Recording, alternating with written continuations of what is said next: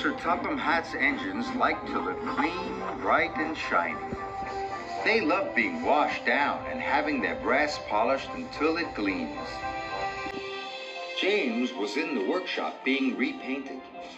He was beside himself with joy. James thought being repainted meant he was special. The workmen painted and polished for hour upon hour. Then, with new paint shining, brass twinkling, and blacking black, James returned to Tidmouth's sheds. Look, aren't I a beautiful red? Yes, the others. No wonder Sir Topham Hatt thinks I'm special. But Percy was worried. He wasn't being repainted, and he wasn't red. Does this mean Sir Topham Hatt doesn't think I'm special? He asked. Looking splendid is not the same as being really useful, said Thomas firmly. But best of all is being really useful and looking splendid, like me, said James cheerfully. Before Thomas could say anything else, James closed his eyes and fell happily asleep. The next morning, all the engines were very busy. Percy was working at the coal plant.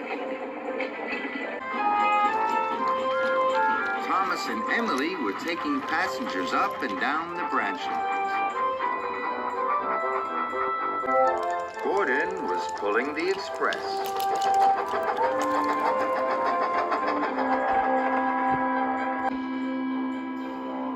Sir Topham Hatt came to see James.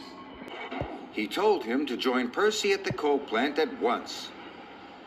The coal cars must reach Brentham docks before the boat sails, so no dilly-dallying, he said. Yes, sir, said James, and he set off at once.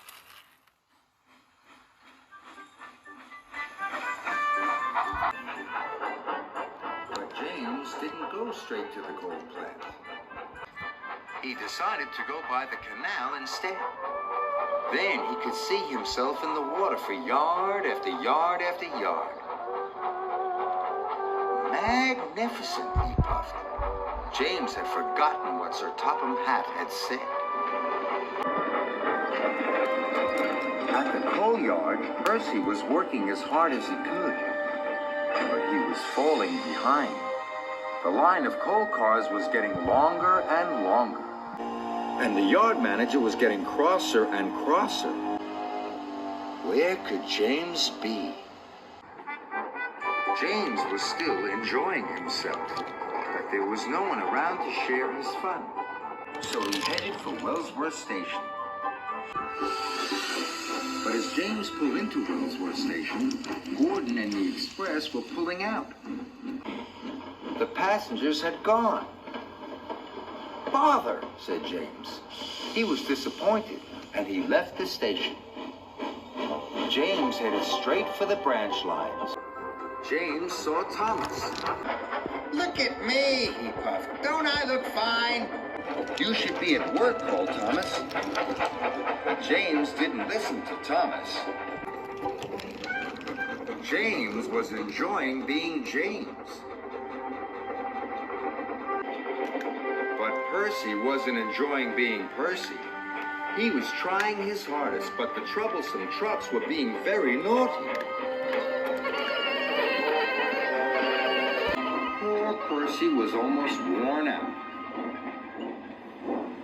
What will happen to the order now? Cried the yard manager. When James rolled into the coal plant, it was late in the afternoon. Percy was cross.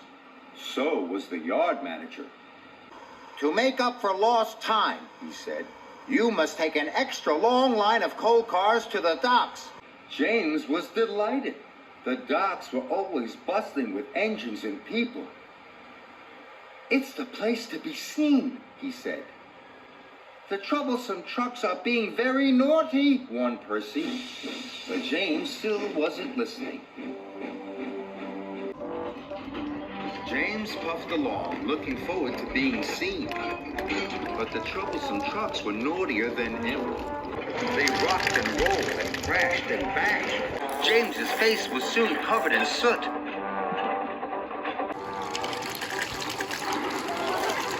Going downhill, the troublesome truck wiggled and giggled.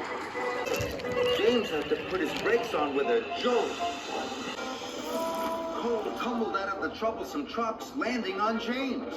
James was cross and bit the troublesome truck as hard as he could. More coal flew out. Now James didn't want to be seen. He was as dirty as he had ever been. But on his way to the docks, he kept passing his friends. He passed Emily. And Edward.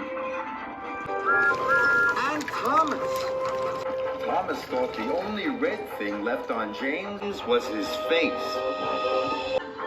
James trundled into Brendam Docks. He hoped no one would see him.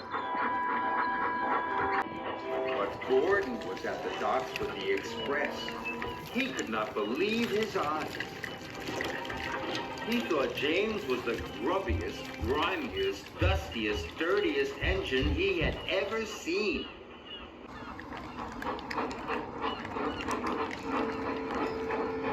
Percy arrived safely with the last of the coal cars. I like your new coat of paint, he puffed cheekily. You do look splendid. James knew he should have listened. He didn't feel splendid anymore, but for the first time all day, James could hear clearly. He could hear the sound of the troublesome trucks giggling at him. And despite feeling foolish, even James had to smile.